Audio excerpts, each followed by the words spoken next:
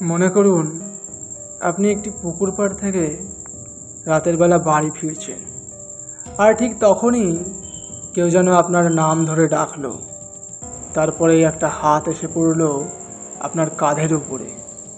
আপনি পিছন ফিরে তাকালেন, দেখলেন আপনার পিছনে দাঁড়িয়ে রয়েছে একটা ভয়ানক দেখতে মহিলা, যার পা দুটো পিছন দিকে উল্টানো, পরনে একটা নোংরা শাড়ি, মুখটা মৃত মানুষের মতো ফ্যাকাশে, যার চোখ দুটো জ্বলন্ত অগ্নিপিণ্ড, আর দাঁতগুলো ভয়ানক রকমের হিংস্র, যার গোটা মুখ বেয়ে গড়িয়ে পড়ছে টাটকা লাল রক্ত।